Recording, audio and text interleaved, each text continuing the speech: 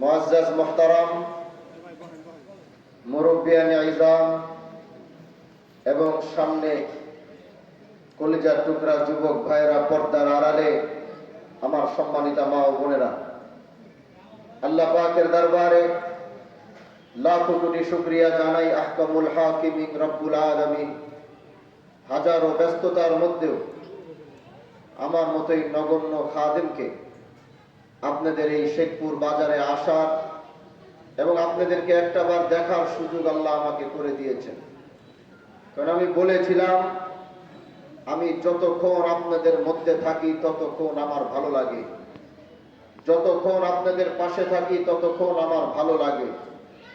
আমি আগেই বলেছিলাম যে আমি এমন একজন এমপি হতে চাই যার অবস্থান সব সময় তার জনগণের মাঝেই হবে।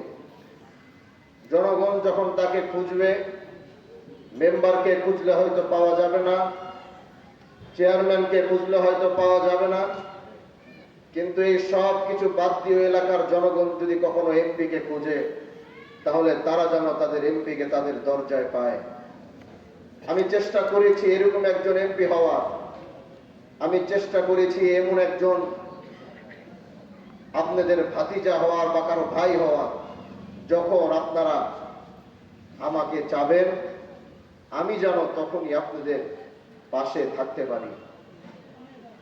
আমরা ক্ষমতার জন্য এই রাজনীতিতে আসি নাই। বিগত দিনগুলোতে আমরা দেখেছি মানুষ এই পাওয়ার কিনতে চায়। যখন দেখবেন কেউ অনেক শিল্পপতি হয়ে গেছে, হাজার হাজার কোটি টাকার মালিক হয়ে গিয়েছে, এখন কি করবে? তখন দেখবেন হি ওয়ান্টস দ্য পাওয়ার, সে চায় তখন পাওয়ার। এই পাওয়ার কিভাবে কিনবে? তখন তার মাথায় একটা চিন্তা থাকে, আমার এই চেয়ারম্যানই আমার নিতেই হবে, আমার এই এমপি আমার যেভাবেই হোক, টাকা দিয়ে হোক, যা দিয়ে হোক, আমার আনতেই হবে। নমিনেশন নিয়ে এলাকার মানুষকে রাতের বেলা ঘরে ঘরে টাকা দিয়ে এমপি আমার হতেই হবে।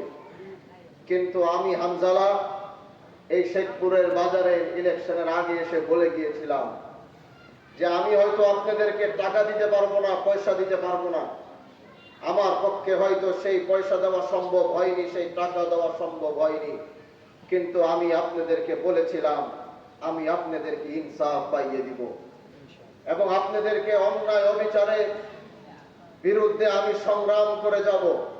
আমি মা বোনদের নিরাপত্তা নিশ্চিত করব, আমি আগামীর যুবকদের নিরাপত্তা নিশ্চিত করব, মাদকের হাত থেকে রক্ষা করব। সেদিন এই শেখপুরের মানুষ আমার কথা বিশ্বাস করেছিল এবং তারা সব কিছু একদিকে ফেলে, তারা হাজারো পেরেশানি নিয়ে, চাপ নিয়ে, সব কিছু নিয়ে তারা যখন ভোট দিতে গিয়েছিল, তারা তখন রিকশার উপরে ভোট দিয়ে তারা এই ইনসাফের এই প্রতীককে বিজয় করেছে। প্রিয় ভাইরা আমার, আমি আমার পকেট ভারী করার জন্য রাজনীতিতে আসি নাই, দালাল করার জন্য রাজনীতিতে আসি নাই, ভরি ভরি টাকা নিয়ে বিদেশে পাচার করার জন্য আমি রাজনীতিতে আসি নাই। আমি এই শিবচরের রাজনীতিতে পাড়া দিয়েছে শুধু একটা কারণেই, যে শিবচর থেকে আমার পূর্বপুরুষরা হাজী শরীয়তুল্লাহ এই মাটিতে জন্ম হয়ে তারা এই মাটি থেকে বিপ্লবের আওয়াজ উঠিয়েছিল, আর সেই বিপ্লবের অন্ত গোটা ভারতবর্ষে পৌঁছিয়েছিল। আমি হামজালা এই রাজনীতিতে এসেছি, আমার শিবচর থেকে ডাক দিব গোটা বাংলাদেশে ইনসাফের আওয়াজ।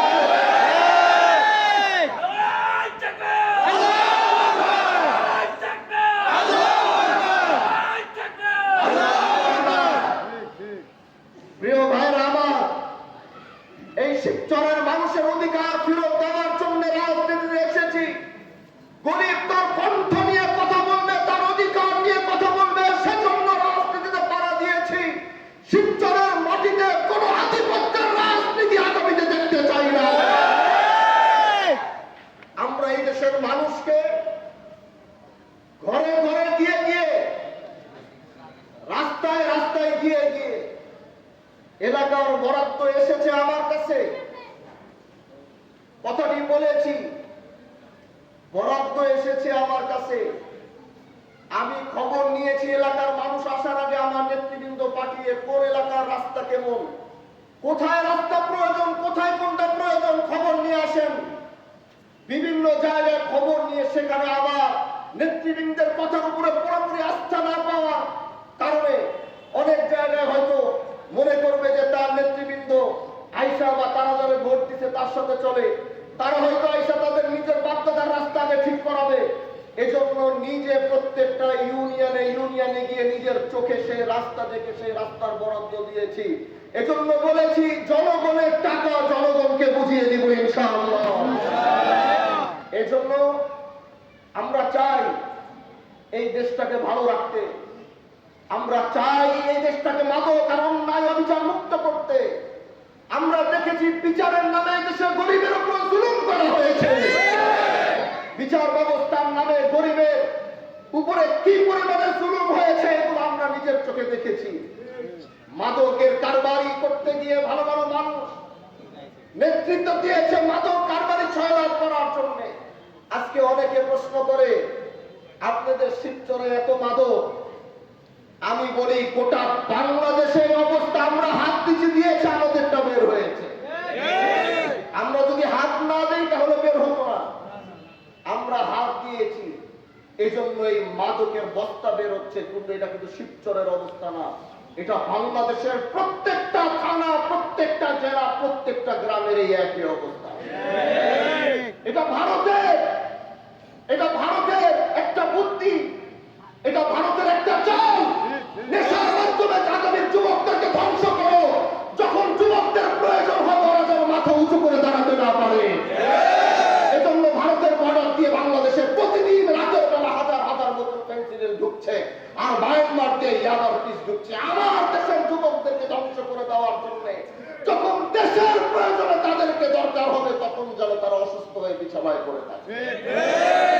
প্রিয় ভাইরা আমার,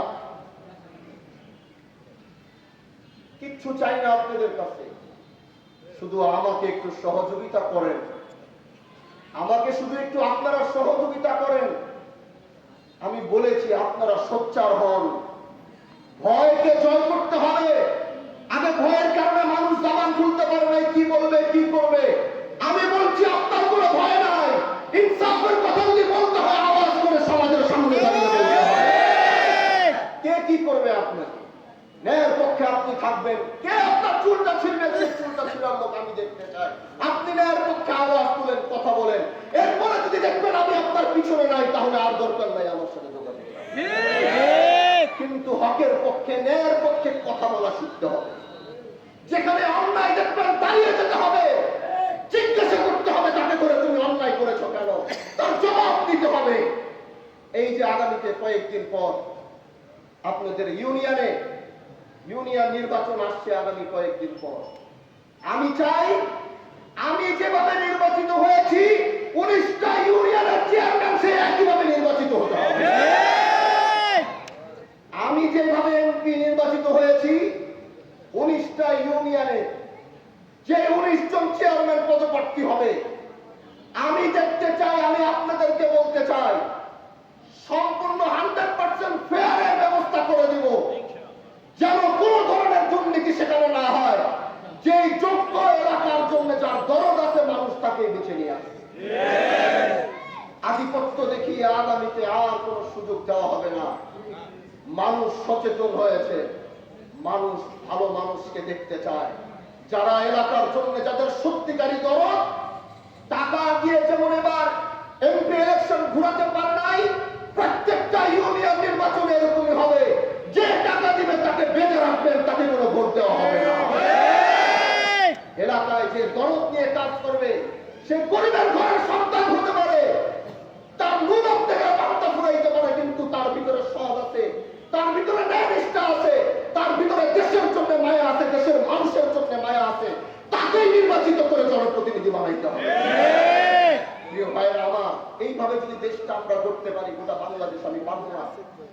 গোটা বাংলাদেশের নেতৃত্ব আমি হামজালার হাতে নাই, কিন্তু হ্যাঁ শিবচর থেকে যে কয়টা কথা বলি, এই কয়টা কথা বাংলার প্রতিটা গ্রামে গিয়ে আসর হয়। শিবচর থেকে দাঁড়িয়ে যে কয়টা কথা বলি, ঢাকার প্রতিটা ওয়ার্ডে গিয়ে সেই কথাগুলো আসর হয়। যুবকরা এরকম চায়। আজকে হয়তো এক শিবচরের নেতৃত্ব দিচ্ছি, এক শিবচরের দায়িত্ব নিয়েছি। আল্লাহ যদি কখনো চায় হয়তো গোটা বাংলাদেশের নেতৃত্ব দেবে। আল্লাহ যদি চায় তাহলে সেটা কেউ রুখে দিতে পারবে না। আপনাদেরকে সাথে দরকার, পাশে দরকার। আসুন, একদিক থেকে ন্যায় ইনসাফের কাজ চলবে, আরেক দিকে এলাকার উন্নয়নের কাজ চলবে। কোনোটাই ইনশাআল্লাহ কমতি থাকবে না। এই টাকা সরকারি যত টাকা আসবে পাই টু পাই এলাকার মানুষকে বুঝিয়ে দিয়ে যদি কোনোদিন যেতে হয় প্রত্যেকটা পয়সার হিসাব দিয়ে দেশের মানুষকে তারপরে যাব। কিন্তু জনগণের টাকা জনগণকে বুঝিয়ে দিব, জনগণের রাস্তা জনগণকে বুঝিয়ে দিব, জনগণের চাল জনগণকে বুঝিয়ে দিব। কোন ধরনের কোন দুর্নীতি হবে না, স্বজনপ্রীতি হবে না। যেই কথাগুলো ওখানে দাঁড়িয়ে বললো যে এখানে চাল দিয়েছি, এলাকার ছেলে থাকে 2 জন ইটালি, সে চাল পাওয়ার যোগ্য না, এটা অবশ্যই নাম এটা কাটতে হবে। আপনি বলেছেন অনেকে অনেক কিছু পাওয়ার যোগ্য, সেইগুলো আমাদের নলেজে দিতে হবে। সব তো আমাদের কাছে আসে না। আপনাদের মতো মানুষগুলো যখন এই দোষ, এই ভুলগুলো আমার কাছে নিয়ে আসবে, তারপরে যদি সংশোধন না হয় তারপরে বলবেন। কোথাও আগামীতে এগুলো যেন না হয়। যার জন্য চাল আসবে, যার অধিকার এই চাল খাওয়ার সেই খাবে। কেউ এটাকে অন্যভাবে নিয়ে যেতে পারবে না। এটাকে সোচ্চার থাকতে হবে। এলাকার উন্নয়নের যখন যা দরকার হবে আমার বরাবর চিঠি দিয়ে রাখবেন। যখনই যে বরাদ্দ আসবে, যখন এলাকার জন্য যেটা প্রয়োজন হবে সরকারিভাবে, সেটাই আমি আপনার এলাকায় বুঝিয়ে দেওয়ার চেষ্টা করব। আমার জন্য খাস করে দোয়া করবেন। ন্যায় এবং ইনসাফের যে লড়াই শুরু করেছি, মাদকের বিরুদ্ধে যে সংগ্রাম শুরু করেছি, এই কাজ তো আমার না, এই কাজ তো প্রশাসনের ছিল, এই কাজ তো আমার না। আমি একজন সংসদ সদস্য হওয়ার পরেও আমার কেন এই ঝুঁকি নিয়ে আমার রাত্রেবেলা 2:30 থেকে 3টা পর্যন্ত অভিযান করতে হয়? কারণ আপনার সন্তানের নিরাপত্তা দেওয়ার জন্য। ভোটের আগে বলেছিলাম আপনার সন্তানের নিরাপত্তা দেব। আর যখন প্রশাসনের হেল্প আমি না পাই, তখন আমার জীবনকে ঝুঁকির মধ্যে ফেলে আপনার সন্তানের নিরাপত্তা দিতে হয়। কারণ আমরা ওয়াদা দিয়েছি, মুমিন কখনো তার ওয়াদার খেলাফ করতে পারে না। নিজের জীবনকে ঝুঁকি দিয়ে রাতের 3টা বাজে নদীর পথে আমার থাকতে হয়। ড্রেজার চালিয়ে চালিয়ে, ড্রেজার কারা চালাচ্ছে এদেশের মানুষ প্রত্যেকে জানে, প্রশাসন জানে। কিন্তু তারা কিছু যখন না বলে, তখন আমাদের মতো সংসদ সদস্যদেরকে রাত 2:30 বাজে বিনা অস্ত্রে নিজের জীবনকে ঝুঁকির মধ্যে থেকে নদীর মধ্যে 2:30 বাজে নামতে হয়। সেই ড্রেজারকে জব্দ করতে হয়। কারণ ওয়াদা দিয়েছিলাম আপনার এলাকার মাটিকে আমি বাঁচাবো। যখন তারা বাঁচাইতে না পারছে, তখন আমার মতো সংসদ সদস্য জীবনের ঝুঁকি নিয়ে রাতের 2:30 বাজে নদীর এগুলো আমরা ওয়াদা, আমাদের ওয়াদা রক্ষা করতে গিয়ে আমরা লড়তে পারি। আল্লাহর কাছে দাঁড়িয়ে বলবো, জনগণকে বলেছিলাম, সেই কথা রাখতে গিয়ে রাস্তার ভিতরে মৃত্যু হয়েছে। আমার ওয়াদার আমি খেলাফ করিনি। অথচ পৃথিবীর কারো কাছে না বললেও রবের কাজ করার দাঁড়িয়ে অন্তত আল্লাহকে বলতে পারবো। এজন্য আমরা যা ওয়াদা করেছি, আমাদের রক্ত, আমাদের জীবন দিয়ে আমরা আমাদের ওয়াদা রক্ষা করবো। সাথে থাকবেন তো ইনশাআল্লাহ? পাশে থাকবেন তো ইনশাআল্লাহ? সাথে পাশে থেকে ন্যায় এবং ইনসাফের এই লড়াই চালিয়ে যেতে পারবেন তো ইনশাআল্লাহ? যারা আজকের এই আয়োজন করেছেন, হাজী শরীয়তুল্লাহ সমাজ কল্যাণ পরিষদ সহ সবাইকে আন্তরিক মোবারকবাদ জানাচ্ছি, সবাইকে ধন্যবাদ জানাচ্ছি। আমি নিজেও আসতে পেরে নিজেকে ভাগ্যবান মনে করছি। হায়াতে যদি বেঁচে থাকবো, একবার আর 2বার নয়, বারবার আসবো, বারবার আপনাদের সাথে দেখা করবো, বারবার আপনাদের পাশে আসবো, আপনাদের পাশে দাঁড়াবো। আমার জন্য খাস করে দোয়া করবেন। আমি অন্তর থেকে আপনাদের জন্য দোয়া করি। আমার দরওয়াজা এদেশের মানুষের জন্য সব সময় খোলা। প্রয়োজন হলে ইনশাআল্লাহ স্মরণ করবেন। ভালো থাকবেন, সুস্থ থাকবেন। আসসালামু আলাইকুম ওয়া রাহমাতুল্লাহি ওয়া বারাকাতুহু।